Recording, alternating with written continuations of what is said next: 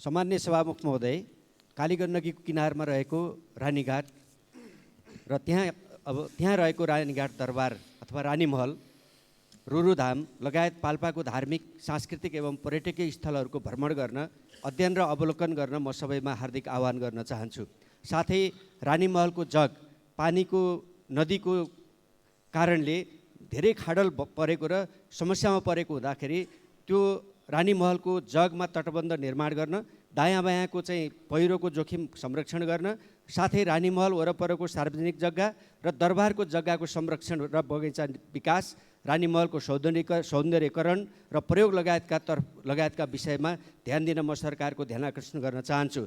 साथै कालीगण्डकी तटमा रहेको अर्को ऐतिहासिक धार्मिक सांस्कृतिक स्थल ऋषिकेश मन्दिर लाई समेत विश्व सम्पदा सूचीमा सूचीकृत गर्ने प्रक्रियालाई अगाडि बढाउन, पर्यटकीय क्षेत्र विकासको पूर्वाधार लगायतका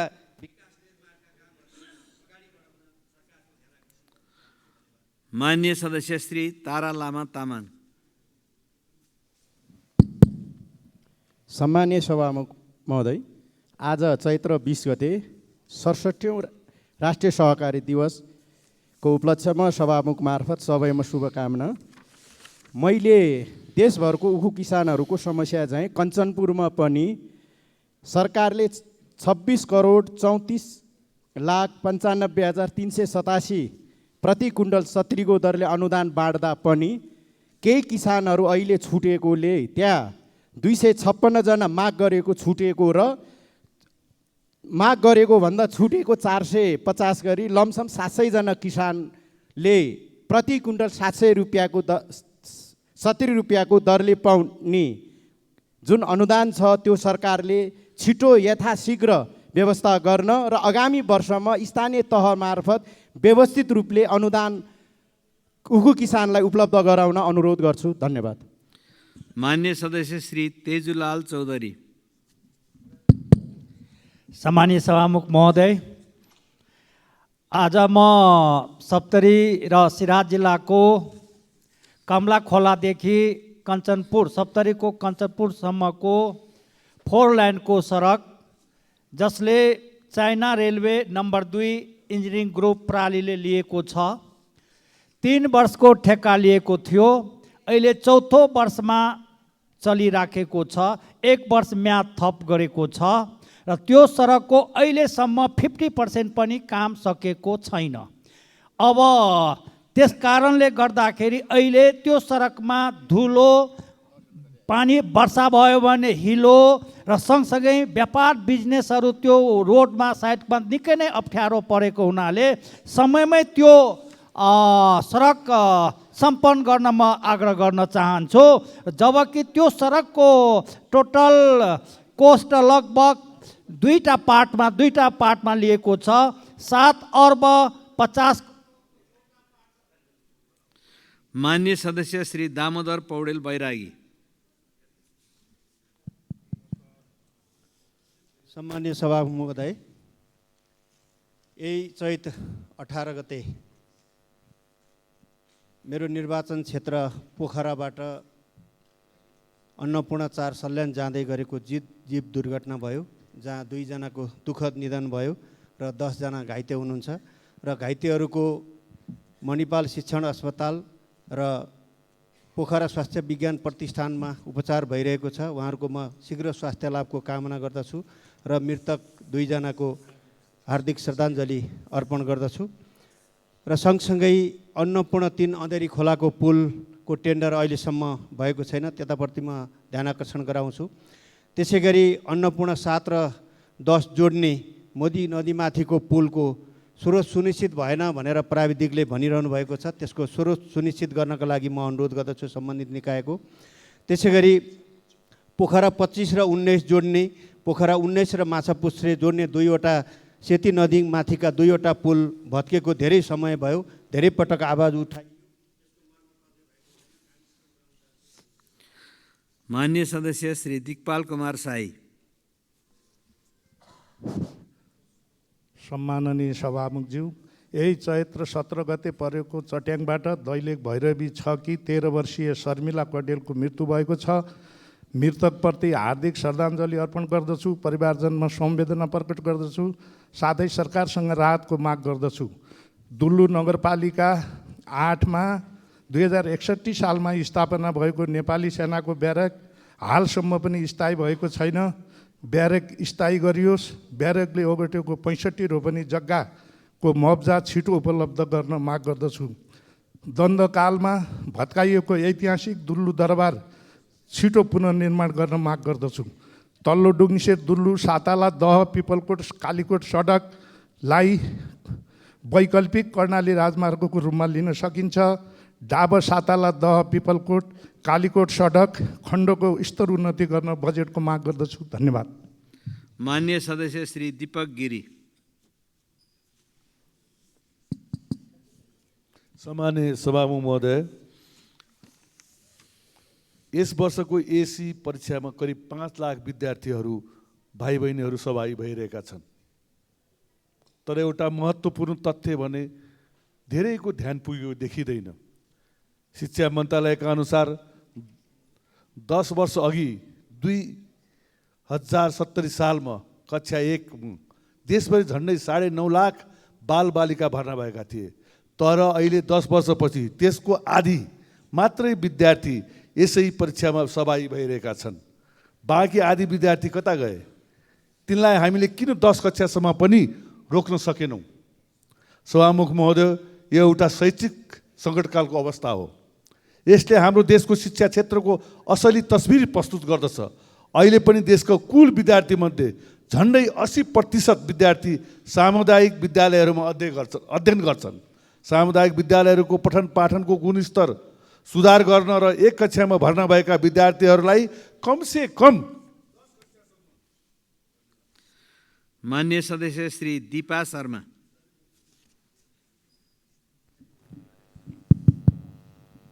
सम्माननीय सभामुख महोदय, यही चैत्र 17 गते बाँकेको डुडुवा गाउँपालिकामा नेकपा एमालेको भारतीय सङ्गठन युवा सङ्घ नेपालले आफ्नो सङ्गठनको काममा गएर साङ्गठनिक काम सिद्धाएर फर्किँदै गर्दा डुडुवा गाउँपालिका वडा नम्बर 4मा खाजा खाँदै गर्दा 35-40 जनाको एउटा जत्था आएर आक्रमण गरेको छ, ढुङ्गा मुढा गरेर घाइते बनाएको छ। युवा सङ्घ नेपालका जिल्लाका नेता अहिले अस्पतालमा भर्ना हुनुहुन्छ। 6वटा टाँका लागेको छ। म देशमा शान्ति सुव्यवस्था कायम गर्न गृहमन्त्रीज्यू अहिले यहीँनिर देखिरहेको थिएँ, अहिले देख्दिनँ।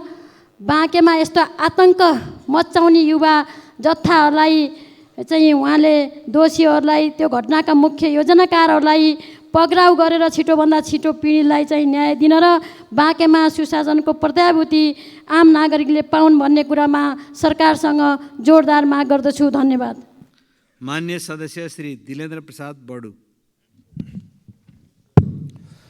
सम्माननीय सभामुख महोदय, हिजो मात्र माननीय उपप्रधानमन्त्री तथा परराष्ट्र मन्त्री नारायण श्रेष्ठजी मित्र राष्ट्र चीनको 9 दिने औपचारिक भ्रमण पुरा गरेर स्वदेश फर्किनु भएको छ। यस क्रममा कोभिड-19 पछि बन्द रहेका दार्चुलाको तिङ्कर नाका लगायत देशका 14वटा नाकाहरू अब छिटै सञ्चालनमा आउने सम्झौता भएको सुखद समाचार प्राप्त भएको छ। यसका लागि म मन्त्रीजीलाई धन्यवाद भन्न चाहन्छु। तर यस्तो सम्झौता प्रधानमन्त्रीजीको पछिल्लो भ्रमणमा पनि भएको अवस्था हो, तर अहिलेसम्म ती नाकाहरू सञ्चालन हुन सकिरहेका छैनन्। यसको कारण चीन सरकारको पक्षबाट भएको कमजोरी हो वा हाम्रो नेपाल सरकार तर्फबाट तयारीमा कमजोरी हो? के कारणले यो ढिलाइ भइरहेको छ र कुन मितिसम्म अब पुनः सञ्चालनमा आउँछन्? स्पष्ट जवाब संसदमा मान्य मन्त्रीले दिनका लागि म आग्रह गर्न चाहन्छु। हस्, धन्यवाद। मान्य सदस्य श्री दुर्गा राई।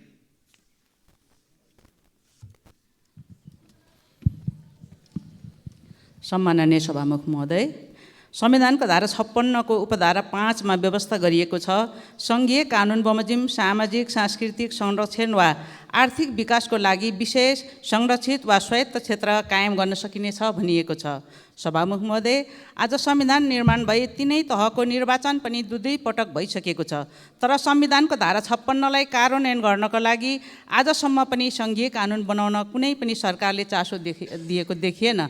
त्यसैले सभामुख महोदय, संविधान सभा राज्यको पुनर्संरचना र राज्य शक्ति बाँडफाँड समितिको अवधारणा र प्रारम्भिक मसौदा सम्बन्धी प्रतिवेदन 2066 र राज्यको पुनर्सम्झना सुझाव उच्च स्तरीय आयोगको सुझाव प्रतिवेदन 2068मा 22वटा क्षेत्रहरू हुने भनिएको छ। ती प्रतिवेदनहरूलाई आधार बनाई संविधानमा व्यवस्था गरिएको धारा 56लाई सङ्घीय कानुन बनाई कार्यान्वयन गर्नको लागि सभामुख महोदय मार्फत सरकारलाई जोरदार माग गर्दछु। धन्यवाद। मान्य सदस्य श्री देवेन्द्र पौडेल।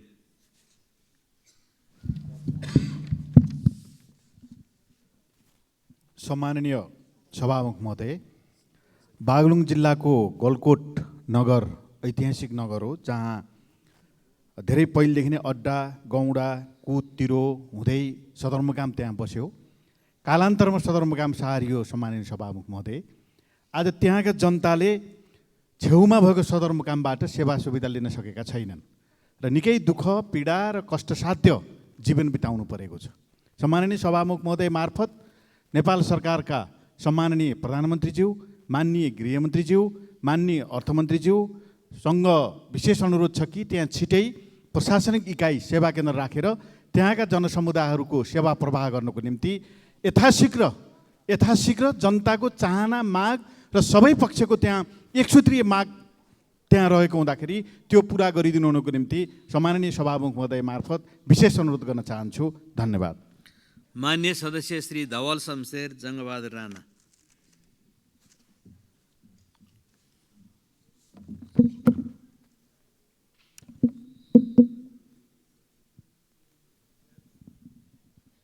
सम्मान्य सभामुख महोदय, दैलेख जिल्ला पादुका गाउँपालिका वार्ड नम्बर 8मा बस्ने टिकाराम कार्कीले दुल्लु नगरपालिका वार्ड नम्बर 2मा बनाएको 4 तल्ले होटल फिनिसिङको लागि राष्ट्रिय वाणिज्य ब्याङ्कबाट दुल्लुबाट लिएको 20 लाख ऋणको ब्याज समेत 34 लाख पुगेको भाद्रसम्म ब्याज बुझाइसकेको, तर 4 महिना पनि समय नदिएर उहाँको होटल 4 करोडको होटल निलाम गर्ने योजनामा सबैजना लागेको छन्। यसमा सरकारको ध्यान आकर्षित होस्। र अब खारिफको समय आयो, धान रोप्ने बेला आयो, जिल्लामा रासायनिक मल पुर्याउने बेला यही हो र अब आउने बजेटमा गणेौलाबाट, फोहोरबाट र अर्ग्यानिक मलहरू बनाउन पनि गाउँपालिका, नगरपालिकामा यो बजेटमा प्रोत्साहन होस् भन्ने मेरो विनम्र अनुरोध छ।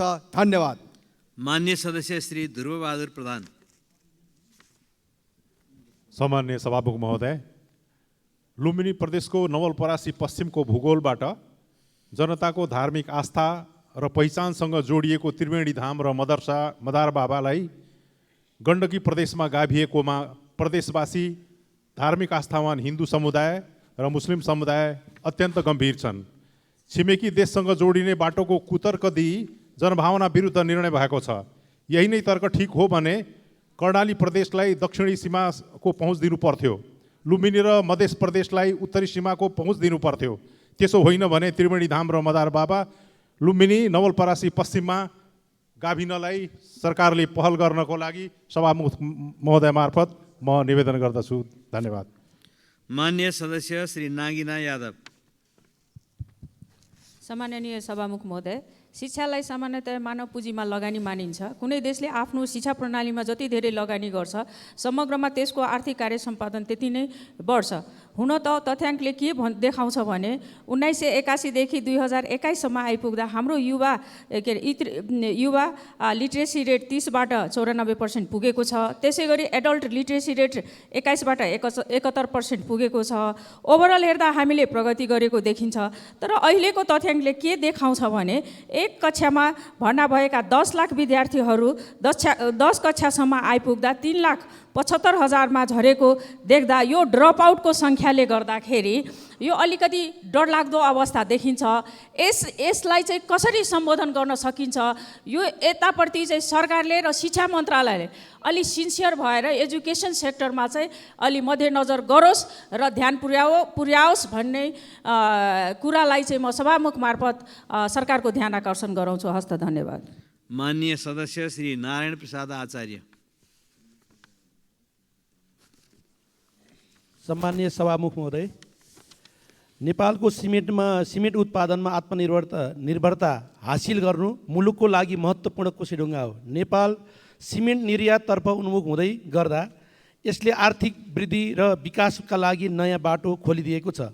पाल्पाबाट होङ्सी, पाल्पा सिमेन्ट, सर्वोत्तम, बिएस अरघाँची सिमेन्टलाई कच्चा पदार्थ चुनढुङ्गा उत्खनन निस्दी, माथागढी, तिनौँ, रैनादेवी छहरा गाउँपालिकाबाट गरिन्छ। तर उक्त खानी पहुँच मार्ग चुनौतीपूर्ण अवस्थाले स्थानीय समुदायको स्वास्थ्य उल्लेखनीय प्रभाव परिरहेको छ। वायु प्रदूषणका कारण श्वास प्रश्वासमा सम्बन्धी समस्या, सडक दुर्घटना लगायतका गम्भीर स्वास्थ्य जोखिम मोल्न परेको छ। यस क्षेत्रका बासिन्दाको सुरक्षा र स्वास्थ्य सुनिश्चित गर्न तत्काल ध्यान र सुधार आवश्यक छ। जनताको सार्वभौम अधिकार संस्थागत गर्ने संसदमा पटक पटक उठाएका विषयलाई सरकारले कुनै पनि महत्त्व दिएको पाइँदैन। सभामुख मार्फत पुनः ध्यानाकर्षण गराउँछु। हस्, धन्यवाद। मान्य सदस्य श्री निर्मला कोइराला।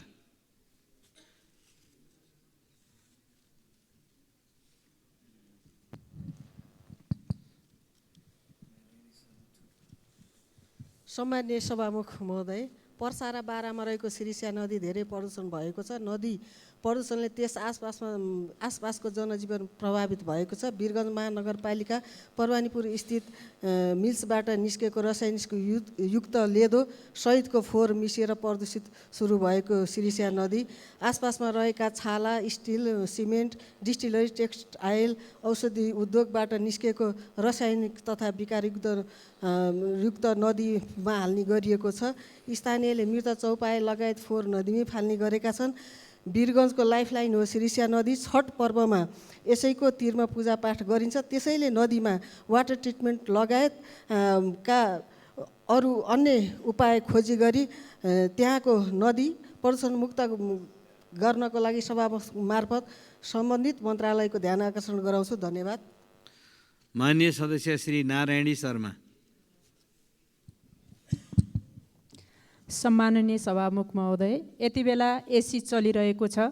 प्रत्येक वर्ष लगातार हुने यो जनशक्ति अन्ततः विदेश पलायन भइराखेको छ। एसी र +2 पछि उच्च शिक्षाका नाममा पलायन हुने यो जनशक्ति रोक्न राज्य अन्तर्राष्ट्रिय बजारमा यति खपत हुने सक्ने ए लेभलका कलेजहरू अहिले जसरी केन्द्रित भइराखेका छन् Canada, Japan, UK, America, Australia जस्ता देशहरूमा, त्यस्तो ए लेभलका कलेजहरूमा यहाँको राज्यले लगानी गरेर त्यो जनशक्तिलाई यहीँ खपत गर्ने र यहीँ रोक्ने खालको एउटा स्थिति बनाओस् र अगाडि बढ्न जरुरी छ जस्तो मलाई लाग्छ।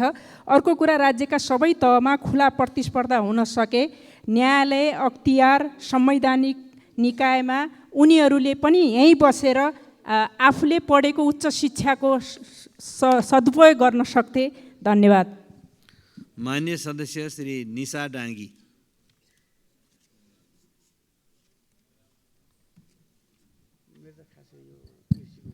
सम्माननीय सभामुख महोदय, हाम्रो सरकारी कार्यालयहरूमा हेर्ने हो भने सवारी साधनहरू बेवारिस अवस्थामा रहेका छन्। कबाडीमा पुगेर कौडीको भाउमा ती गाडीहरू कहिले बेचिन्छन् थाहा छैन।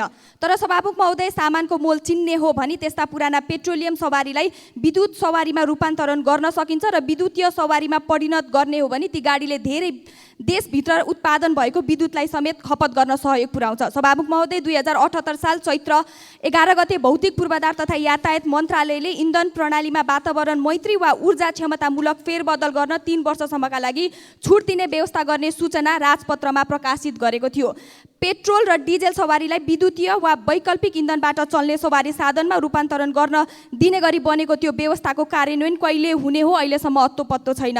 यसका लागि पर्याप्त कार्यविधि र स्पष्ट कानुन कहिले बन्ने हो, कानुनको अस्पष्टता देखाएर नयाँ स्टार्टअपलाई कहिलेसम्म रोक्ने, थोरै लगानीमा धेरै लाभ लिन सक्ने इभी कन्भर्जनको उचित सम्भाव्यता, पर्यावरण र लागत अध्ययन गरेर आवश्यक मापदण्ड, कार्यविधि र स्पष्ट कानुन छिट्टै ल्याउन सभामुख मार्फत सरकारको ध्यान आकर्षण गराउन चाहन्छु। धन्यवाद। मान्य सदस्य श्री पूर्णबहादुर घरती मगर।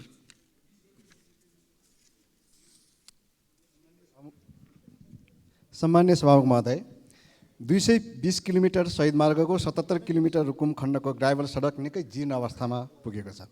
साथै 12 किलोमिटर ट्र्याक ओपन नै हुन सकिराखेको छैन।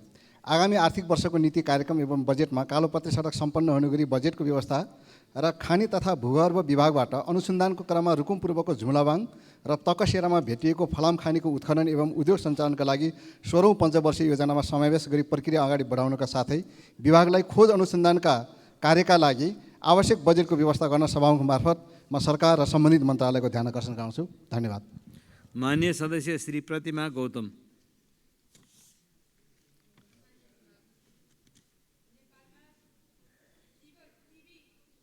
को सङ्ख्या अत्यन्तै बढेको सूचना विश्व स्वास्थ्य सङ्गठनको वार्षिक प्रतिवेदनमा छ।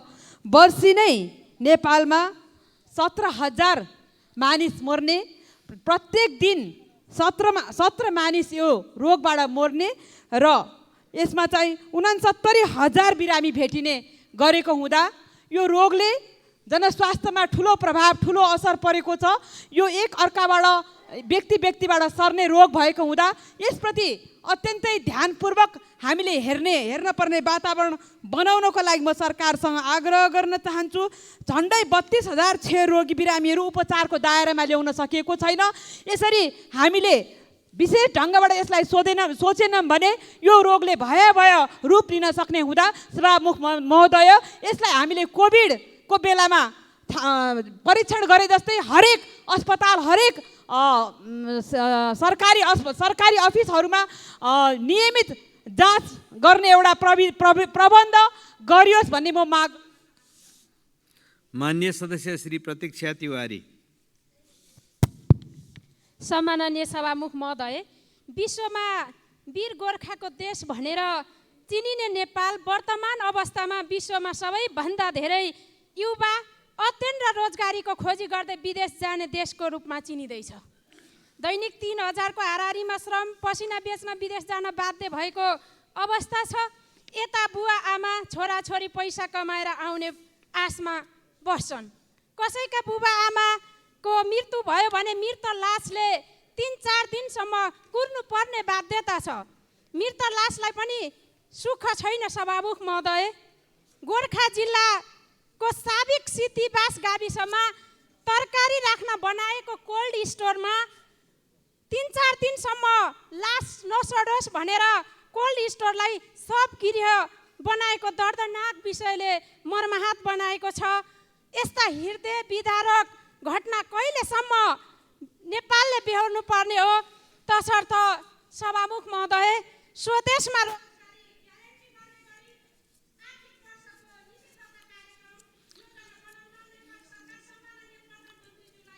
मान्य सदस्य श्री प्रदीप पौडेल।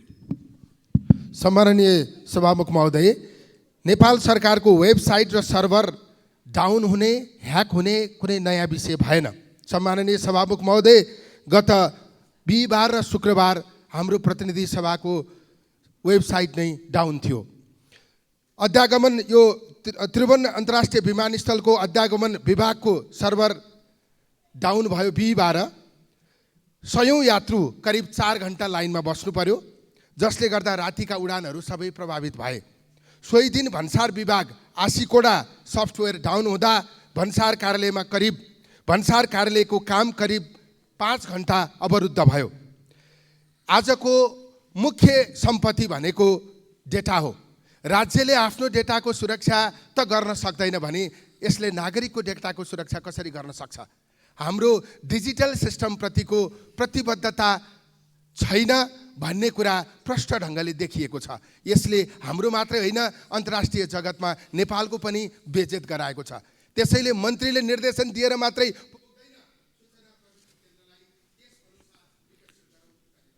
मान्य सदस्य श्री प्रदीप यादव। सम्मानीय सभामुख महोदय, औद्योगिक नगरी एवं व्यापारिक सहरको रूपमा चिनिने वीरगञ्ज महानगरको मुख्य सडक विस्तार मुद्दाको कारण केही वर्षदेखि उल्झेलमा परेको छ। त्रिभुवन राजपथ पर्ने मुख्य सडक ऐन 2031 अनुसार मुख्य राजमार्गको मापदण्डभित्र पर्छ। सडक ऐनले नै सडकको क्षेत्राधिकार तोकी ऐनको क्षेत्राधिकार अन्तर्गत वीरगञ्जको मुख्य सडक 25-25 मिटर फराकिलो पार्नको लागि सडक विभागले वीरगञ्जको गण्डक चौकदेखि घण्टाघर माइस्थान हुँदै मिटेरी पुलसम्मको 8 किलोमिटर दूरीको मुख्य सडक विस्तारको कार्य 2076 साल कार्तिक 17 गतेदेखि गर्ने गरी सडक विभागले प्रक्रिया अगाडि बढायो। तर त्यही बेला केही स्थानीयले सम्मानित सर्वोच्च अदालतमा मुद्दा दायर गर्यो। मुद्दाको छिनोफानो नहुँदा वीरगञ्जको विकास नै अहिले उल्झेलमा परेको छ। त्यसकारण सम्मानीय सभामुख महोदय मार्फत सम्मानीय सम्मानित सर्वोच्च अदालतलाई ध्यान आकर्षण गराउन चाहन्छु कि छिनोफानो तुरन्त गरेर त्यो वीरगञ्जको विकासको बाधा हटाइदिनको लागि अनुरोध गर्न चाहन्छु। धन्यवाद। मान्य सदस्य श्री प्रभु हजारा।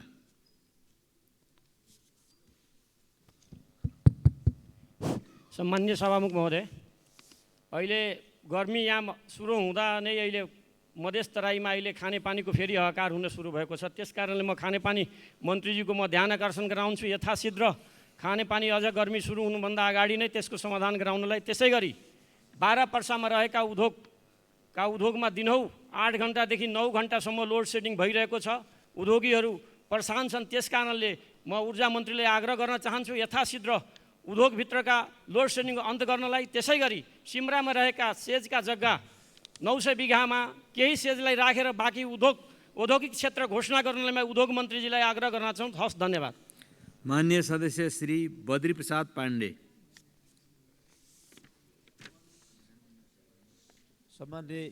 सम्मान्य सभामुखज्यू, साँपेबगर मार्तडी सडक खण्डको बल्दे अमकोट नेरी वर्षायाम लागेपछि जाने पहिरोले बाजुरावासी सधैँ कष्टकर जीवन भोग्न बाध्य छन्। त्यति मात्रै होइन, मार्तडी कोल्टी सडक खण्डमा काम निकै सुस्त भएको छ र यो बीचमा बन्नुपर्ने पुलहरू पनि बनिरहेका छैनन्। अब बर्खा लाग्नुभन्दा पहिले नै यी कामहरू द्रुततर ढङ्गले सम्पन्न नहुने हो भने बाजुरावासी मात्रै होइन, हुम्ला र मुगुवासीले समेत यो सडकबाट लिनुपर्ने लाभ लिन सक्ने छैनन्। आवत जावत र आपूर्तिमा ठुलो असर पर्नेछ। त्यसैले म सरकारको ध्यानाकर्षण गर्न चाहन्छु, यस अवस्थामा द्रुत गतिमा कार्य सम्पादनका लागि पहल कदमी होस्, म आग्रह गर्न चाहन्छु। धन्यवाद। मान्य सदस्य श्री वासुदेव घिमिरे।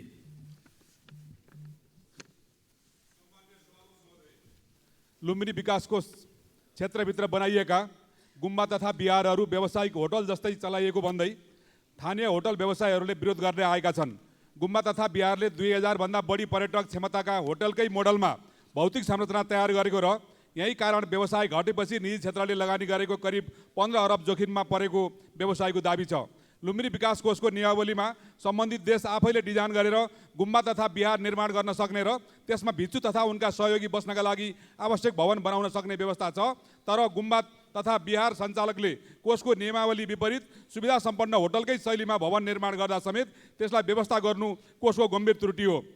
यसर्थ लुम्बिनी विकास कोष क्षेत्रभित्र बनाइएका गुम्बा तथा बिहारको बारेमा यथार्थ जाँचबुझ गरी स्थानीय होटल व्यवसायले उठाएका जायज माग पूरा गराउन म सरकारको गम्भीर ध्यान गराउन चाहन्छु। धन्यवाद।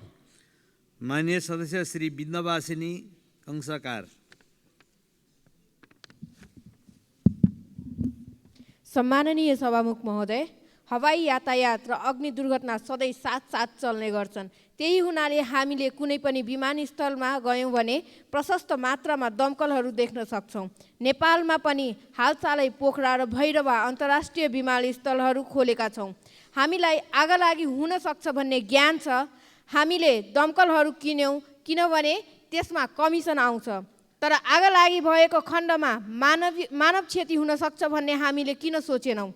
यो दुवै अन्तर्राष्ट्रिय विमानस्थल स्थापना भएको सहरहरूमा जलन अस्पताल नहुनु कति उपयुक्त हो?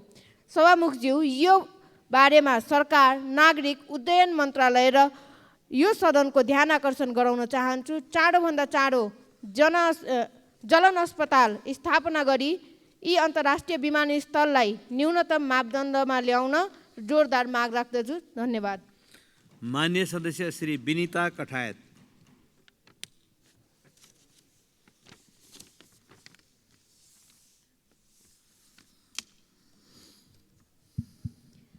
सम्माननीय सभामुख महोदय, कोभिड अघि वार्षिक करिब 14,000 भारतीय पर्यटक नेपालगञ्जबाट सिमीकोट हिल्सा हुँदै मानसरोवर पुग्ने गरेका थिए। कोभिडपछि भारतीय पर्यटकलाई चीनले भिजा नदिएपछि यो रुट सुनसान बनेको छ, जसको सिधा असर सो रुटको पर्यटन व्यवसायमा परेको छ। केही महिना अगाडि सम्माननीय प्रधानमन्त्रीको कैलाश मानसरोवरको भ्रमणका दौरान नेपाली भारतीय र अन्य देशका पर्यटकहरूले समेत हुम्लाको बाटो भएर सजिलै भ्रमण गर्न पाउने व्यवस्थाका लागि चीन सरकारसँग सैद्धान्तिक सहमति भइसकेको उहाँले बताउनु भएको थियो। त्यो सहमतिको प्रगति के कसो हुँदैछ भनेर म सम्माननीय प्रधानमन्त्री र परराष्ट्र मन्त्रीज्यूलाई प्रश्न गर्न चाहन्छु। हाल नेपाली भरियाहरू पर्यटकलाई लिएर यात्रा गर्दा चिनिया सरकारले साबिकको भन्दा 10 गुणा बढी महसुल असुल गर्ने भएकाले भारी बोकेर परिवार चलाउने श्रमिकहरू समस्यामा परेको हुँदा मैले यस विषयमा पनि ध्यान आकर्षण गराउन चाहे। कर्णाली सधैँ पिछडिएको क्षेत्र भएर बस्न चाहँदैन। हामीले बोकेको समतामूलक न्यायको नारालाई मूर्त रूप दिने गरी आगामी बजेटमा कर्णालीको दुर्गम जिल्लाहरूलाई प्राथमिकतामा राख्न माननीय अर्थमन्त्रीज्यूको मान्य सदस्य श्री तोसीमा कार्की। माननीय सभामुख महोदय, निजीकरण गरिएका कल कारखाना मध्ये हरिसिद्धि इटा उद्योग पनि एक हो। यो उद्योग निजीकरण गरिएकोमा उत्पादन बढाउनलाई होइन बरु जग्गा हडप्नलाई थियो भन्ने देखिन्छ। त्यहाँको 412 रोपनीमा 248 रोपनी बिक्री भइसक्यो, 107 रोपनी बैङ्कमा धितो छ र उद्योग अलपत्र छ। पटक पटक शेयर धनी लगायतले कुरा उठाउँदै आएका छन् तर सरकार मौन छ। निजीकरण गरिसकेपछि के सरकारको दायित्व सक्यो त? त्यसको सञ्चालन र अनियमितता हेर्ने जिम्मेवारी कसको हो? यसमा सरकारको ध्यान जाओस् र छानबिन गरियोस्। मैले विशेष ध्यान आकर्षण गराउन चाहे हरिसिद्धि इटा उद्योगमा। साथै भ्रिकुटी कागज उद्योग, बाँसबारी छाला जुत्ता कारखाना, गोरखकाली रबर उद्योग, बालाजु कपडा उद्योग लगायतका उद्योगहरू देशैभरि लामो समयदेखि बन्द छन्। यी उद्योगहरू सञ्चालन गर्ने या सधैँको लागि बन्द गर्ने भन्ने बारे सरकारको योजना के छ? चाँडोभन्दा चाँडो श्वेत पत्र जारी गर्न, सार्वजनिक गर्न म ध्यान आकर्षण गराउन चाहन्छु। साथै सरकारसँग योजना हुनुपर्छ के उद्योगहरू सरकारले चलाउने र कुन उद्योगहरू चाहिँ निजी गैर सरकारी क्षेत्रलाई छाडिदिने हो भन्ने बारे मैले सरकारसँग जवाफ माग्न चाहन्छु। साथै फेरि पनि मान्य सदस्यहरू, शून्य समयमा मान्य सदस्यहरूले बोल्ने क्रम यही समाप्त हुन्छ।